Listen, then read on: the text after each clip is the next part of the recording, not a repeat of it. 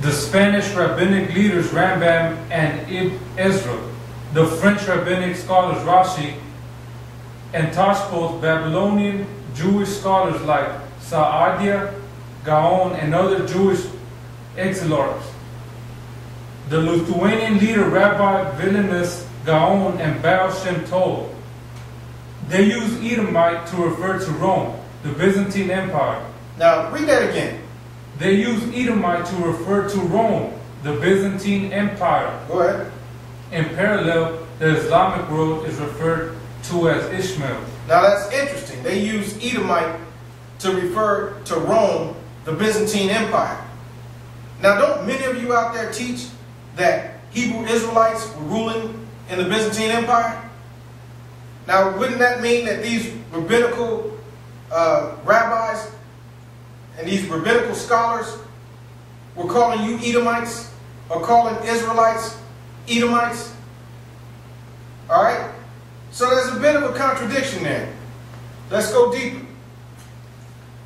Notice the well-known Jewish rabbinical scholar Rambam was mentioned there. Let's get some information on Rambam.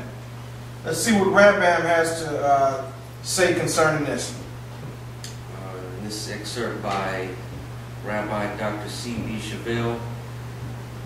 This is copyrighted 1978, printing of 1986.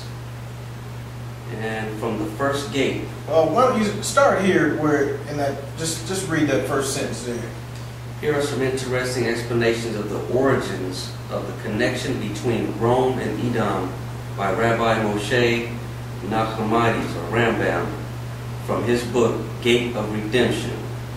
And when was that written? That's written circa around 1263 CE. All right, go ahead. Okay, from the first gate, chapter. Balaam further saw the rising of the empire, Rome. Thus it is said, quote, but ships will come from the coast of Kittim, end quote, Numbers 24:24. The latter are the Romans, according to the words of the Targum Onkelos. Although I have just said that the Kittim are the Romans, we find Kittim to be one of the children of Javan, or Yavan. Okay, so they just told you who the Romans were. Read on. The ancestors of the Greeks. Okay. Kittim, however, became the head of a large family which eventually became a separate nation named for Kittim, their ancestor. Thus we have found in the Torah of Moshe, peace be upon him, a clear promise of the future redemption which is to come upon us. From the third gate, we who rely on the opinion of our rabbis of blessed memory believe that we are presently in the exile of Edom, Rome, and that we shall have no respite from it until the coming of the Messiah. Obviously, they're not talking about the second coming of the Messiah. They're talking about the first coming. Go ahead. The Edomites, the nation around Mount Seir, descended from Esau, were the first to mistakenly follow after the man who claimed that he was the Messiah. Right. So they're not acknowledging the true Messiah, and they're saying the Edomites were acknowledging the true Messiah.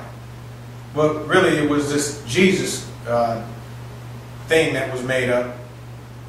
That's another topic. Go ahead. They also ascribed Elohimliness to him. Yeah, they said he was the creator. All right, go ahead. When they came to the land of Italy, their error spread to the nearby city of Rome. There, in the days of Constantine, who ruled over Rome, the council, under the authority of the bishop of the city of Rome, determined their belief in him and established it as the religion of the empire. This, above all else, is the main cause and reason that Rome and Edom are considered as one kingdom. Read that sentence again. This, above all else, is the main cause and reason that Rome and Edom are considered as one kingdom, although they are different nations. Did you get that? They're considered one kingdom, although they are different nations. And it's mainly because of religious beliefs. Read on. In spite of that difference, they are related because of their uniformity of belief, which makes them one people and one nation. Do you understand that? That should be clear. All right, let's get some more information. Let's bring out some more from the Jewish Encyclopedia under the name. Go ahead. Use of name. The name Edom is used by the Talmudists for the Roman Empire, and they apply to Rome every passage of the Bible referring to Edom or to Esau. Okay, so you can see right there, the Talmudists, they just said we're going to apply every passage to the Bible referring to Edom to Rome, referring to Edom or Esau to Rome or the Roman Empire. Forget line upon line. That's how the Talmudists do what they do. Read on. In Leviticus, Rome, under the name of Edom, is compared to a boar, and the symbolic name Seir was used by the poets of the Middle Ages not only for Rome, but also for Christianity. And on this... Read that again. It says, in Leviticus, Rome, under the name of Edom, is compared to a boar, and the symbolic name Seir was used by the poets of the Middle Ages not only for Rome, but also for Christianity. It's used for Christianity. Go ahead.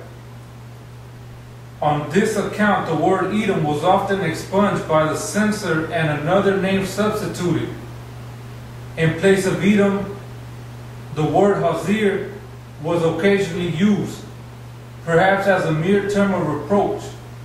In Midrash Tanhuma Bereshit, Hadrian is called the king of Edom. So you can see, according to the rabbinical scholars, and they admit in their own writings, how they simply substitute certain words because of how they feel about a certain nation or a certain religious belief. Okay? And you also have to think about the book of Revelation. How Babylon is referred to in Revelation, but we know it's not speaking of the nation or people of Babylon. And so this it's done after that manner. You know, but the rabbinical writers, they just went overboard with it. So there you have it. There's nothing linking Edom to Rome or the Edomites to Romans in this book, this Jewish history, this picture history of Jewish civilization. Not only did many of these Hebrew Israelites out there misquote from this book, they didn't know what they were really reading. So they simply read something and said, ooh, Edom-Rome, and said, that's it. This is the missing link. No, it's not. And we've proven that. So you can either accept that or not. You don't have to accept it. But we just brought out the truth of the matter on that topic. So that's done. All right? And we're almost finished up with this Esau thing. All right? We just have a little bit more to bring out. So stay tuned and you'll get more of your questions answered. Shalom.